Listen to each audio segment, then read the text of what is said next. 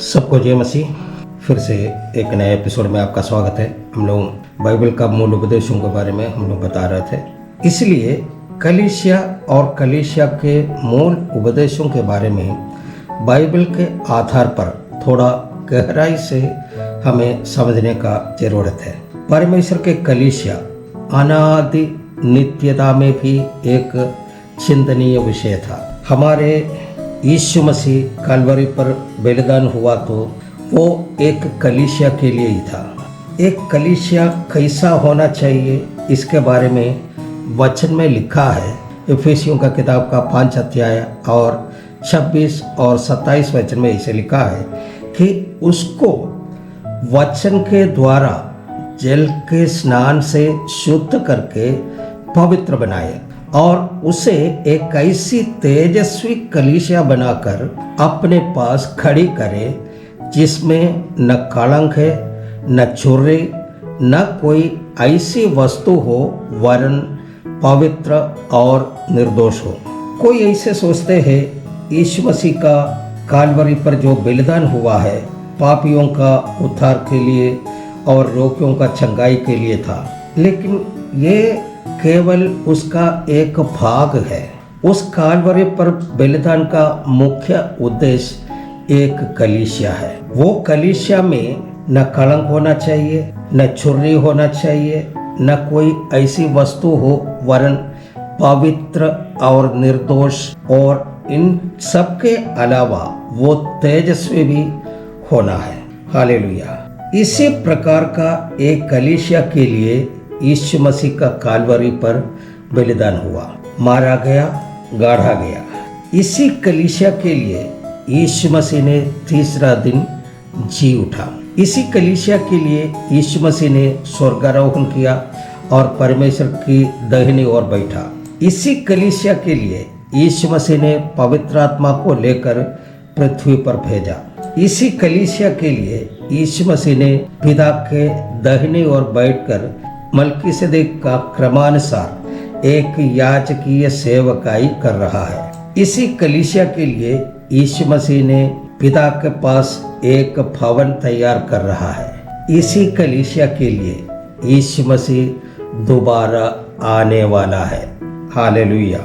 इसलिए यीशु मसीह का कालवरी का मृत्यु और उससे संबंधित सारे बातों का उद्देश्य पवित्र, निष्कलंक और तेजस्वी रूप से तैयार किया हुआ एक कलीसिया का निर्माण है। वही कलीसिया को खोजना है, उसी कलीसिया के अंदर शामिल होना है, उसी कलीसिया के अंदर में बने रहना है। हमारा जीवन के लिए ये अनिवार्य बात है। हम पेंटेकोस्ट है, ऐसे गर्व के साथ कहने वाला बहुत सारे लोग कलीसिया का अंदर है। ऐसे वे लोग सोचते हैं, वो लोग ये भी सोचते हैं हम आईपीसी है, हम चर्च ऑफ गॉड है, हम एजी है, हम टीपीएम है, हम शारोन है।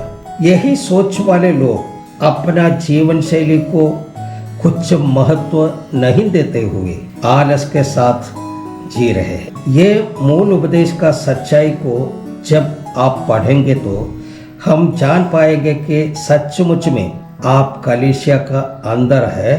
क्या आप उस कलीसिया में शामिल होने के लिए तैयार है?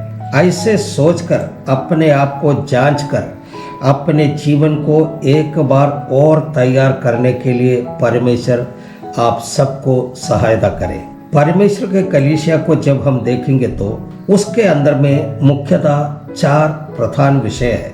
परमेश्वर का कलीसिया का मूल उपदेश, परमेश्वर का कलीसिया का आराधना, परमेश्वर का कलीसिया का याजकीय सेवकाई, परमेश्वर का कलीसिया का निर्माण। इन 4 प्रधान विषयों को अगर हम पढ़ेंगे तो परमेश्वर के कलीसिया कौन है और परमेश्वर का कलीसिया किस प्रकार तैयार किया जाना चाहिए, इन बातों को थोड़ा बहुत हम जान पाएंगे। एक कलीसिया तैयार करने के लिए केवल जागृति ही काफी नहीं है, उसके साथ साथ उपदेश भी होना जरूरी है। इसलिए उत्पत्ति 2 आयत में नया नियम का कलीसिया का प्रतिबिंब के रूप में आदम और हव्वा का इतिहास पढ़ने के समय हम देख सकते हैं परमेश्वर ने आदम को एक गहरी नींद में डाला और आदम का एक पसली निकाल दिया, हड्डी में से हड्डी और मांस में से मांस निकालकर उस पसली से हव्वा को बनाकर आदम के सामने लाकर रखा। तो आदम इस प्रकार बोला, ये मेरे हड्डी में से हड्डी और मांस में से मांस है। वो वचन को एक बार हम लोग पढ़ते हैं, उत्पत्ति का किताब का 2 अध्याय 21 से लेकर के 23 तक। तब यहोवा परमेश्वर ने आदम को भारी नींद में डाला, और जब वो सो गया तब उसने उसकी एक पसली निकालकर उसकी संथी मांस भर दिया, और यहोवा परमेश्वर ने उस पसली को जो उसने आदम में से निकाली थी स्त्री बना दिया और उसको आदम के पास ले आया। और आदम ने कहा, अब ये मेरी हड्डियों में की हड्डी और मेरे मांस में का मांस है, सो इसका नाम नारी होगा, क्योंकि ये नर में से निकाली गई है। यहाँ हव्वा को बनाने के लिए आदम का हड्डी में से हड्डी और आदम का मांस में से मांस निकालना पड़ा। तो एक कलीसिया का निर्माण के लिए केवल जागृति ही काफी नहीं है, हड्डी और मांस भी चाहिए। इसका आत्मिक अर्थ यह है उपदेश और उपदेश के अनुसार का जीवन, तब जाकर एक कलीसिया का निर्माण होगा। इसलिए यह मूल उपदेश कलीसिया का निर्माण के लिए अनिवार्य और महत्वपूर्ण बात है। इसी कारण से प्रेरितों का उपदेश नया नियम के कलीसिया के लिए दिया है। पहली सदी में परमेश्वर के कलीसिया में मूल उपदेश रहता था।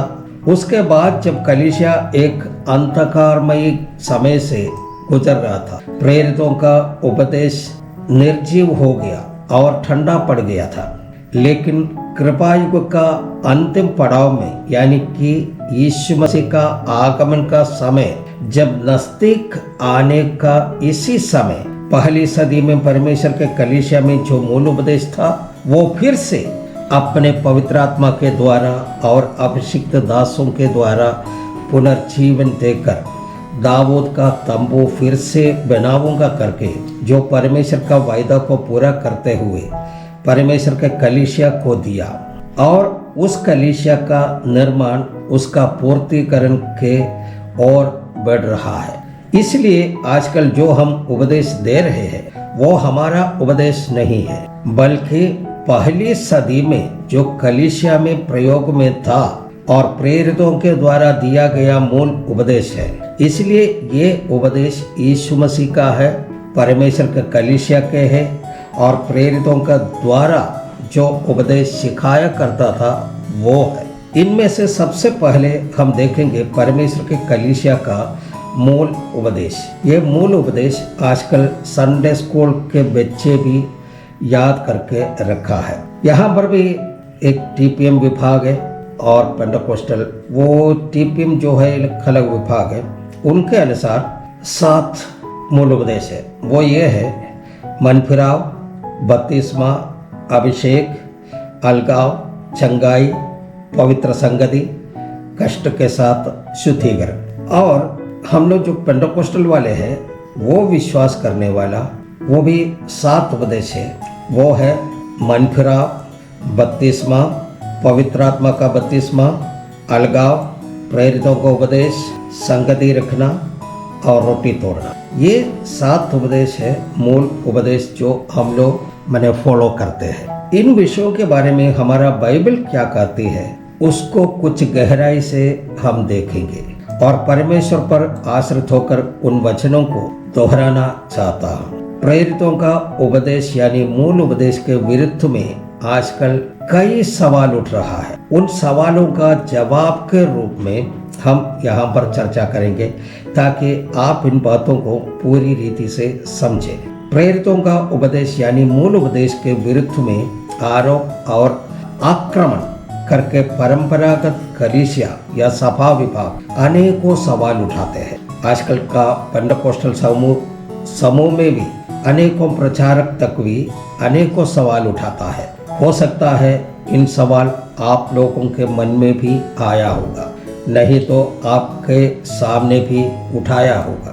ऐसे उठाने वाला सवालों का जवाब के रूप में हमें दिया हुआ परमेश्वर का प्रकाशन, परमेश्वर का दिया हुआ ज्ञान, पवित्र आत्मा में लिखा हुआ वचन, परमेश्वर के महान दासों के द्वारा सुना हुआ प्रचार, इन सब के आधार पर हमारा छोटी सी बुद्धि में आया हुआ बातों को संकलन करके आपके सामने प्रस्तुत कर रहा हूँ। मूल उपदेश में सबसे पहला है मन फिराव।